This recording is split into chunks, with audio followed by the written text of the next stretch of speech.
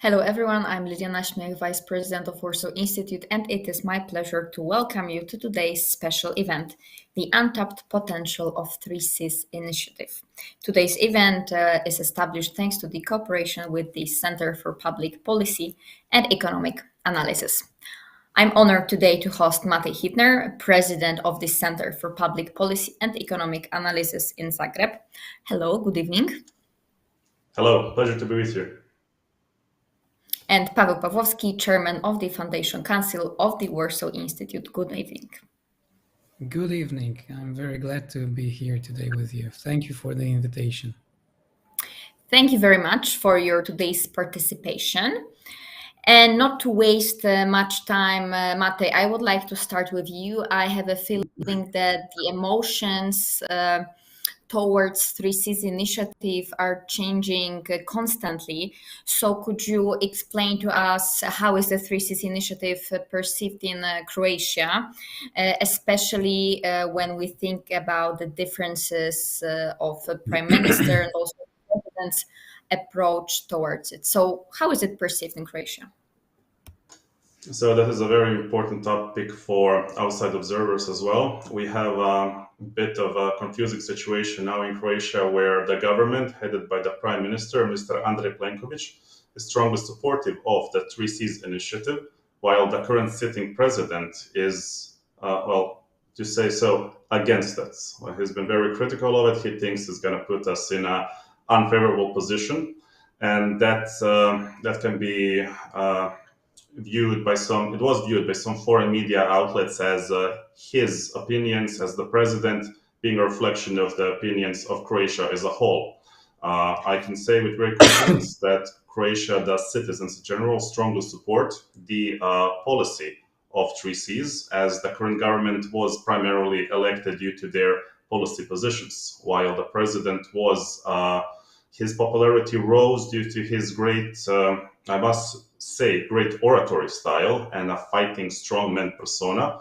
But unfortunately, due to some of his questionable comments regarding the Russian invasion of Ukraine, he has received a significant drop in popularity. So we are waiting to see who the next candidate will be from the center-right party. So the current president is center-left party for the upcoming elections. We don't know yet, but we should also state that it was the Croatian president, Mrs. Kolinda Grabar-Kitarović, who was elected, who was chosen by the current ruling party. She was one of the forerunners, one of the pioneers for the 3Cs initiative. In fact, the first meeting was held in 2016 in Dubrovnik.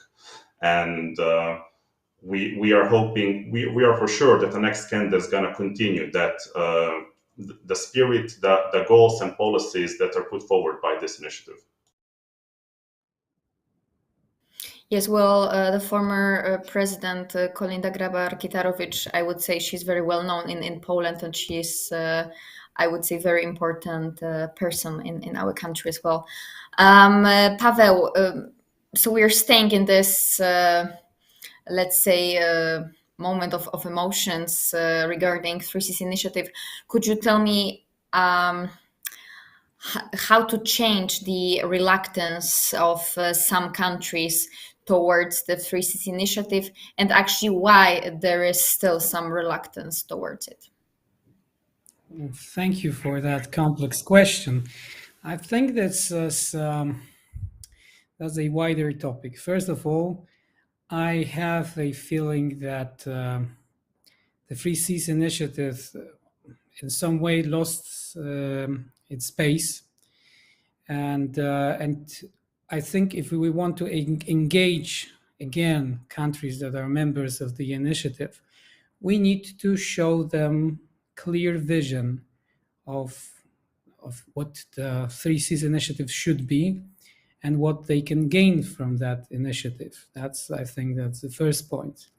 The second point is there is still a problem that some countries, some members of the Free Seas Initiative, perceive it as some kind of a project that is against the European Union, that wants to be some kind of a different point of view wants to reflect different point of view in the European Union in general, and that makes people, as you said, more skeptical about it.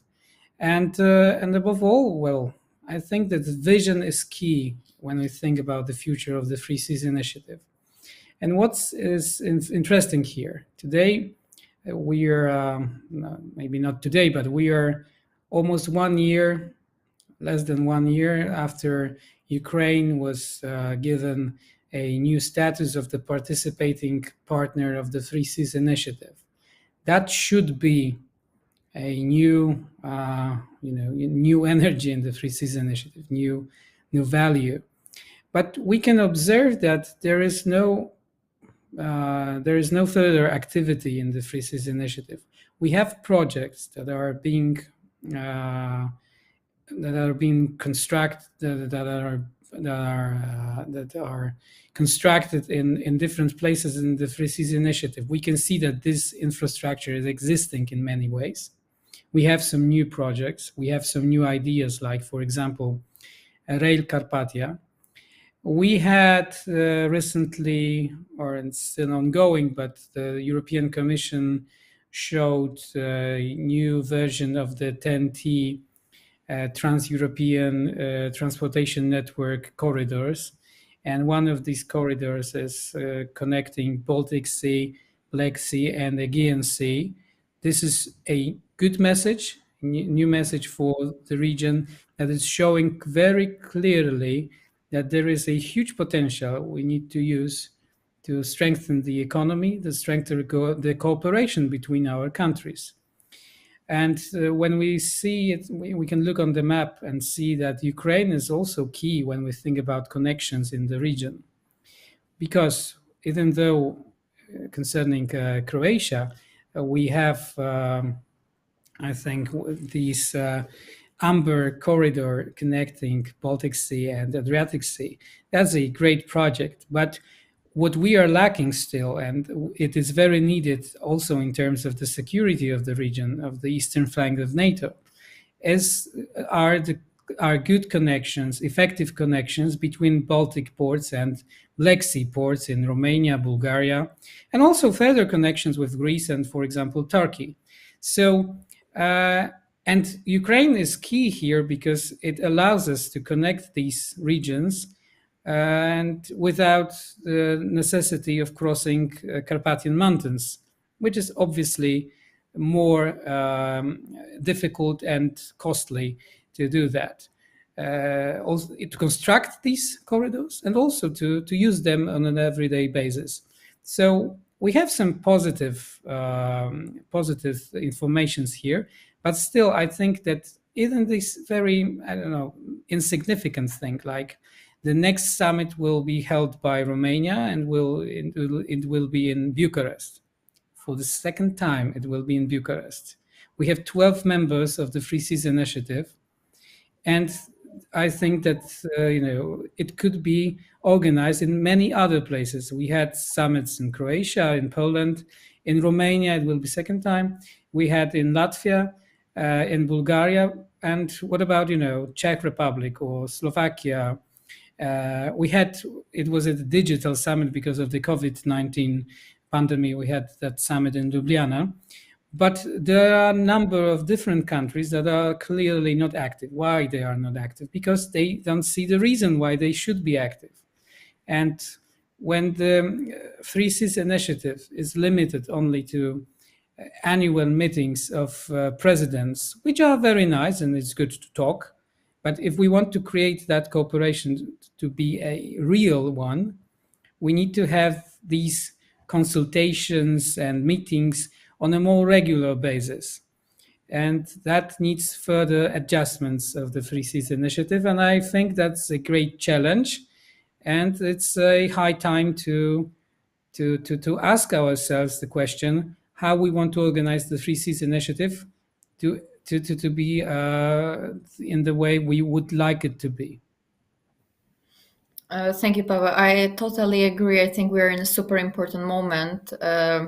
And I feel like if we don't use it in a positive way, it would be a big loss for our region.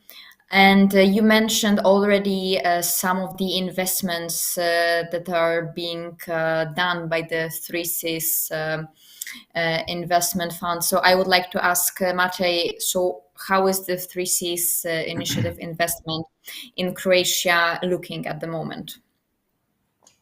So Pavel mentioned two of the seas. I'm going to mention something about the third one, the Adriatic Sea. When you look at the Three Seas strategic plan schedule, the list, Croatia has the largest amount of them, 16 capital projects that are of great importance for the logistical and security situation in Eastern Europe and Central Europe. And almost all of them pertain to two very specific infrastructure clusters. One is related to, I'll make it three infrastructure clusters. One is the Port of Rijeka. The second one is the LNG terminal at a nearby island of Krk. And the three is the rail line from Rijeka through Zagreb towards Hungary, Budapest, exactly. So it's a huge project that's currently ongoing to connect Budapest with the Port of Rijeka and a two-way rail system fully electrified. The Port of Rijeka is very important strategically due to its depth. It's being tucked away from the, so to say, frontier. It's very near the border of Italy and very near some more important NATO military installations. In the last 10 years, it had growth of had a more than a threefold growth. It's still smaller than the Port of Gdansk, for example. They had a 100% increase in the containers from 2013 to 2023. The Port of Rijeka has tripled, but it's still smaller. But with all of the ongoing logistical infrastructure upgrades going on, including the highways, the tunnels, and of course the rail system, it has significant potential to be the backbone of trade and of potential military resupplying. The other important project that I mentioned is the LNG terminal at the island of Krk, currently with a capacity of 2.9 billion square meters of gas. And to signify the importance of that project, I should mention that 6 months ago, it was October of 2022, there was a high-profile meeting of the Croatian Prime Minister, the Austrian Chancellor, and the head of the Bavarian executive branch exactly at that terminal. And they have stressed the importance of having an LNG terminal close to their regions. To put it in exact terms, from Rijeka, that is from the LNG terminal to Vienna, is a distance of 370 kilometers air distance.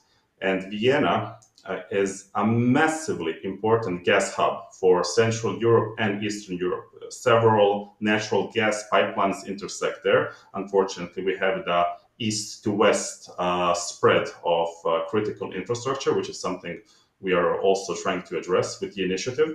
And whoever has taken a taxi from the airport to the city will see that gigantic gas infrastructure there. So it's of significant interest for them that they have a stable source of LNG, a stable port of entry for the gas that will be transported by pipeline. And currently, as the situation is, the LNG terminal is booked completely until the year 2030.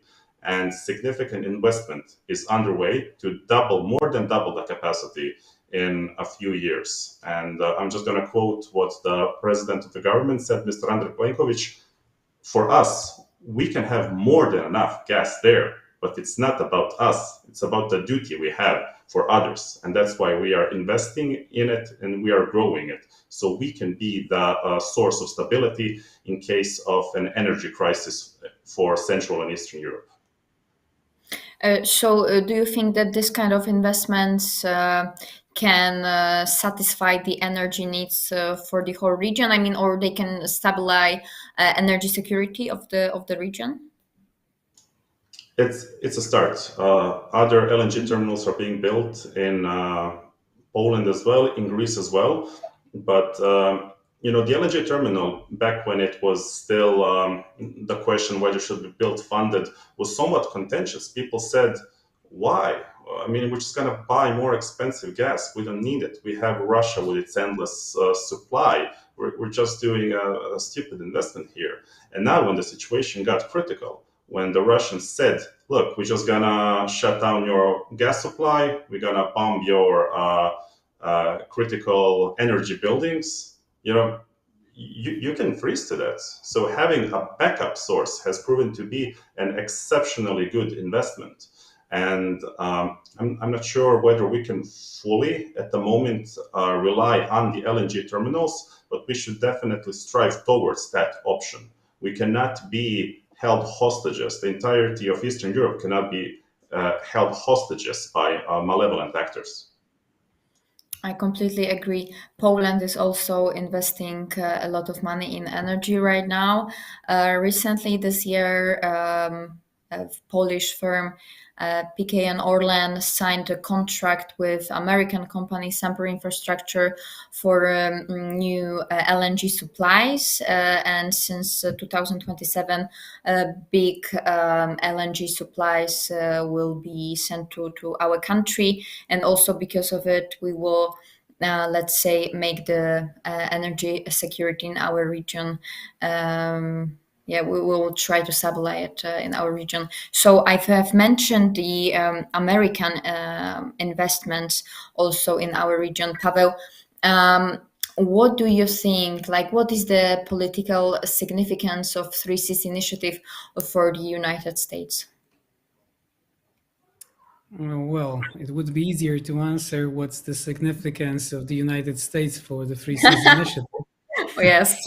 But if you're asking about significance of the Three Seas Initiative for the United States,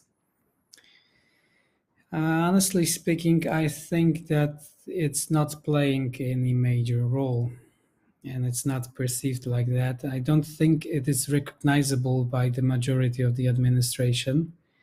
That is one of the problems we're facing here. We need to build that recognition in the new administration. We had a very attractive narrative for former administration because it was aimed on selling the LNG you've already mentioned. And that was one of the reasons the Three Seas Initiative was created, to build that energy independence from Russian sources and to build a proper infrastructure to transfer LNG gas bought in the United States to different countries in the region from, for example, LNG terminal in Świnoujście in Poland or LNG terminal in Krk in Croatia. That was, of course, only one of the reasons. And it was very clear for the former administration that it is beneficial for the United States, both economically and politically, to build some influences in Central and Eastern Europe to balance in some way western part of the continent on the one hand, and on the other hand to strengthen the eastern flank of NATO. Um, I think we are lacking a proper narrative for current administration. Obviously, because of the war in Ukraine, the region is playing an important role for the security reasons, because that's the eastern flank of NATO is now being strengthened by the allies, and it's very visible and clear for everyone now. And it's key for supporting Ukraine for various reasons.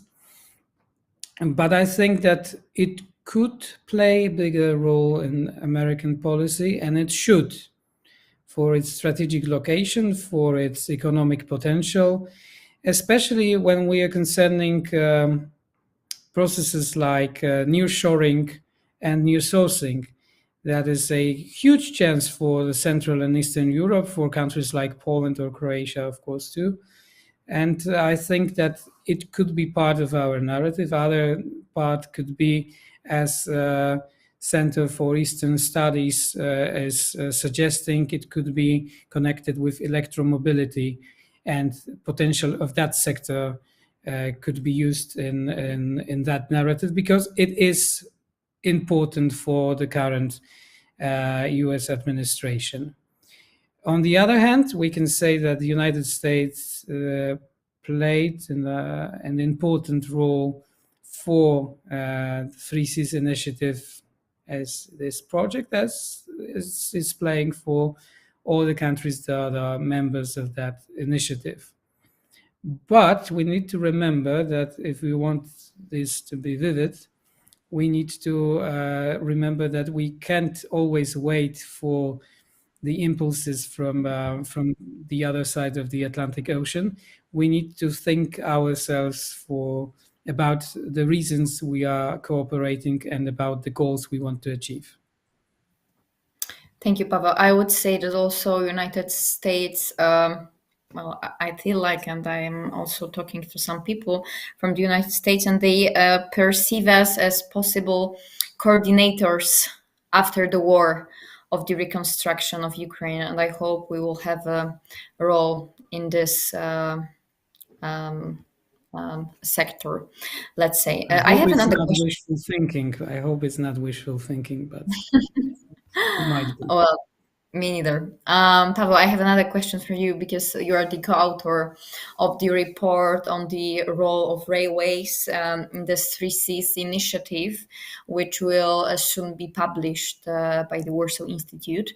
And so could you tell me what is the role of railways, and especially maybe in a more broader sense, connectivity in general for our region? How do you see it?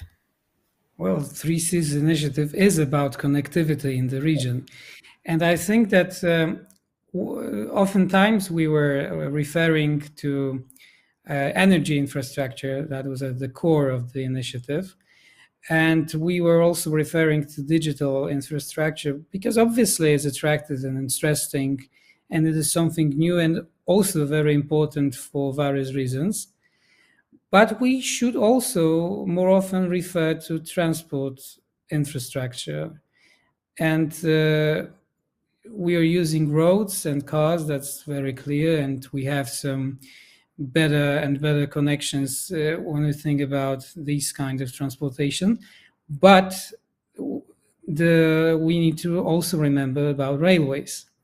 Railways are key both for our industry and our markets, and also for our security. We can see that it is a dual use infrastructure, and the role of railways, for example, during the war in Ukraine, are incredible. If we want to transport, if we were thinking about military mobility in the region and during any conflict, railways are absolutely crucial here. If we want to transport our equipment, our vehicles, heavy vehicles, we need to transport them with trains. Why? Well, because otherwise, no one would be able to go anywhere by car because it would be all blocked by our heavy equipment.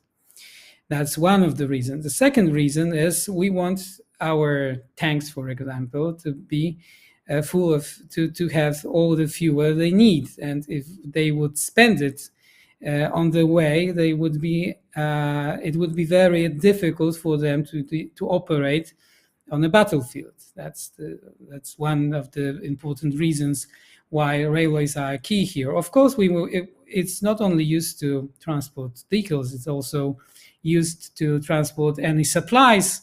And as one of the American generals said, wars are not won by tanks, but by the logistics, and I think that railways are playing here a crucial role. We can also observe how the different actions behind the enemy lines in Russia are slowing the pace of their action in Ukraine, and it's also part of the different guerrilla groups, maybe not guerrilla groups, but different groups that are active in Belarus on somewhere in Russia, and they are planting some bombs on the railway lines, and helps to that. It's affecting the abilities of the Russian forces in Ukraine, and so I think that's very clear that railways are essential when we think about conflict, and we are lacking proper railway infrastructure, railway connections in the Three Seas Initiative in the axis from north to south. So if we want to transport any equipment or any forces from, for example, ports in Black Sea, in Romania or in Bulgaria, to support allies in Poland, Lithuania, Estonia, or Latvia, where it could be needed because of the aggressive neo-imperial attitude of Russia, it is now very, very difficult to do it in time effectively. It would be much easier, from example, from Croatia, but still, it's not the efficiency we need when we think about a real hard conflict, and we need to be prepared for these circumstances, even though we all don't want them to really happen. This is the security, and I think that for economy, it's very clear that railways are important, both for people in the everyday needs and for the industry to be supplied properly, let's say, and for our trade between our countries. And when we compare trade relations in the western part of the continent and in the Three Seas Initiative, it is very clear that we are not using the potential of trade relations in our region. And one of the reasons we can't use that potential is because we are lacking proper transport connections, and railways are part of it. That's very true. Actually, we are breaking today popularity records. I'm just checking, and we're getting a lot of questions. So maybe I would go to them if you don't mind. So the first question is from Victoria, and Mate, it would be for you if you don't mind. So, what other new ideas and projects would you personally like to see within the Three Seas initiatives, other than those already mentioned? And which areas, in your opinion, are the most crucial when it comes to further strengthening the cooperation and development of the initiative? Thank you for the question. That's a great question. The answer is very simple. I would like to see more military cooperation, especially when it comes to, for example, joint procurement and when it comes to intelligence sharing. The countries of the Three Seas Initiative are unique. I'm going to go back to the question where you, Liliana, asked why will the US see us now as a more important partner for the future? And the answer is definitely yes. It has to be yes, because we did something that the others did not. That is, we didn't do something that they did. We did not hesitate. They blinked. We didn't blink. We didn't hesitate when it came to helping Ukraine. And in the era of modern warfare, it could take 1 day or 2 days to make all the difference in the world. They were expecting Kiev to fall within a few days, and the importance of material arriving in was measured in hours. So yes, we will be important because we have shown that we have this unity of being the frontier between Russia, and frontier being between Russia and the West. So when it comes to further strengthening the Three Seas initiative, there has been, in my opinion, a bit underwhelming messaging when it comes to military cooperation. And as mentioned, a good example of that would be procurement. We are mostly aligned when it comes to equipment standards. We have been following the NATO standards, but we are definitely now in a phase of rearming.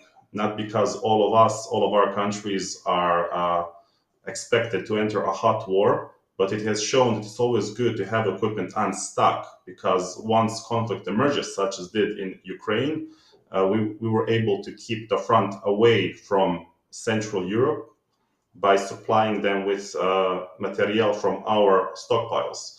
So we will definitely be seeing a rearming of Europe and a rearming of Three Seas. So what we can do is see whether we can, if it comes to importing from Western countries, from the US, whether we can enter some joint programs. For example, if Romania has now decided to buy Abrams tanks and Bulgaria also decides to get them, there can be a repair center with the necessary cranes and heavy equipment.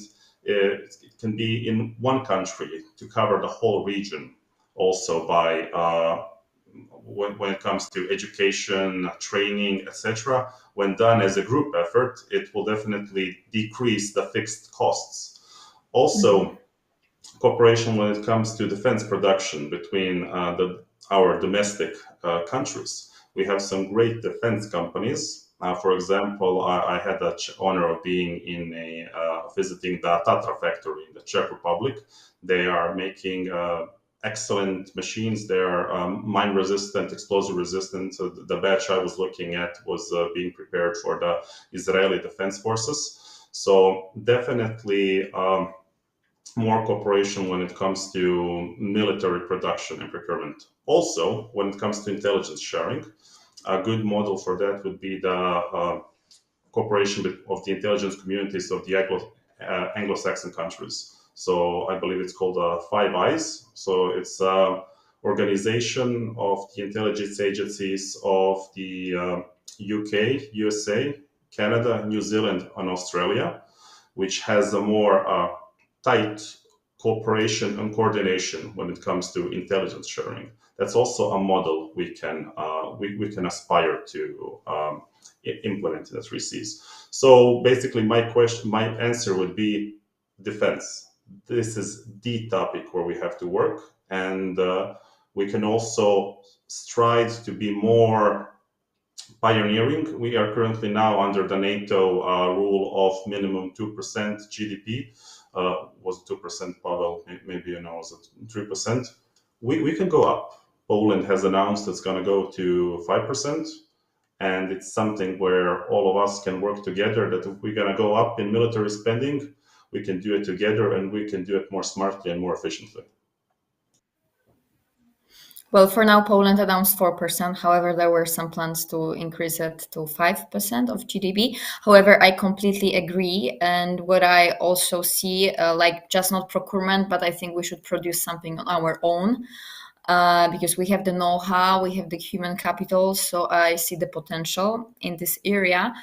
And maybe not just this, but we should also maybe produce chips that then are being used in some other machineries, equipment, but also solar power plants, etc. So I also see this kind of potential. And Pavel, there's another question for you connected to the United States. So, what do you think? What could be the real gaslight to the United States to recognize 3C's initiative and think about us as a real potential? What should happen? I'm not sure about gaslight, but I think that it could be uh, the stronger in terms of the economy our region is, and the more reliable as the allies we are on the eastern flank of NATO, we are the more important for the U.S. administration. That's, I think, one point. And as long as we have to also support Ukraine, and we are crucial in that support, we are important for the American administration in Europe. But on the other hand, we have to uh, see it. I've already said that we are not as important as we could be. That's true. But when we compare what is now to the beginning of the Biden's first term, we don't know about anything about the second term in the White House. We can see that at the beginning, it was in 19.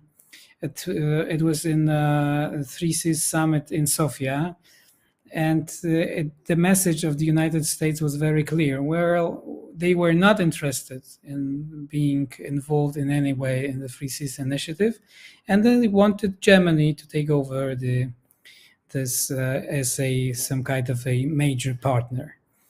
Now it's completely different. Why? Because Germans show that they are not exactly the ally and partner the US would expect, and they are not as reliable as the Central and Eastern Europe would like Germany to be.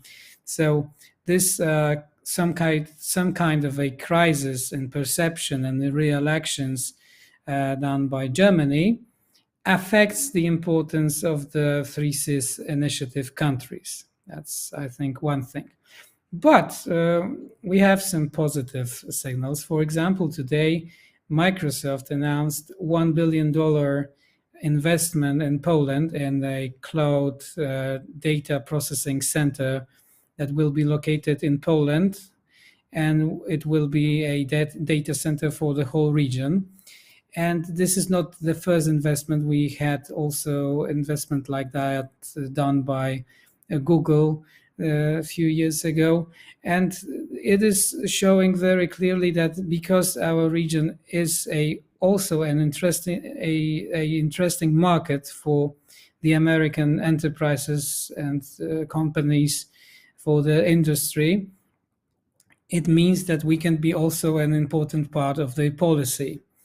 And I think I want to also refer to what Mathieu and you, Liliana, have said. I think defense is a great sector for the cooperation of the countries of the 3Cs initiative, especially in terms of the emerging technologies that are crucial for the future. And we have the NATO Innovation Fund has been established recently.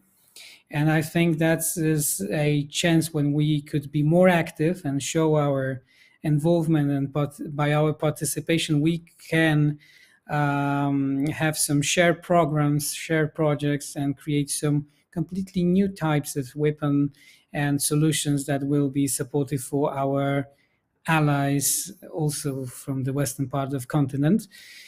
And it could be created here, designed here, and produced here. And I hope that we will achieve something like that. And it would affect the whole economy, because these solutions are dual use technologies, and we can use them in many ways for civilian purposes.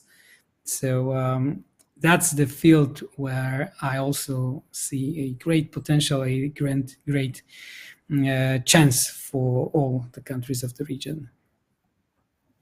Thank you, Pavel. So I think we have a common goal now. We should really push this kind of policy towards our policymakers.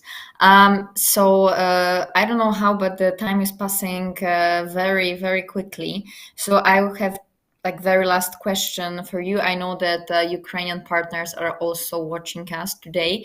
So, Matej, what do you think? Will Ukraine deepen the cooperation in the region? I'm, of course, referring to their participating status in the Three Seas initiative. So, like, what role of Ukraine do you see in the initiative?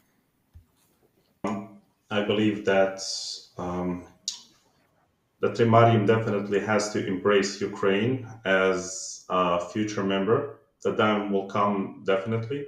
We we have already extended our hand. Not exactly sure to what level of formality is it, but the least that can be done is to be an associate member. I believe that the unity that we have shown in assistance to Ukraine is definitely something that distinguishes us from the West, as mentioned, who has hesitated.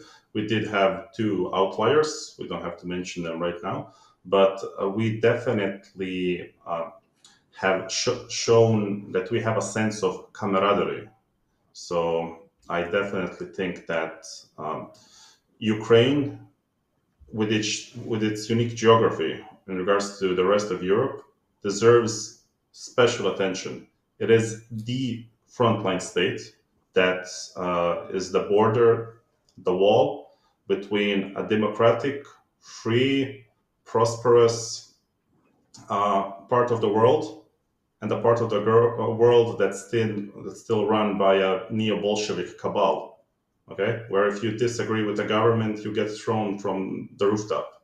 So the country that's currently embracing the full aggression and wrath of such a malevolent political entity definitely deserves the full support that the three seas community can give them. And I'm very proud that at a recent pro-Ukrainian rally where I participated with our think tank, the defense minister, of all the speakers, the Croatian defense minister has said that we know what it's like when a strong country attacks a small one, and that we will not hesitate to continue our support with whatever we can.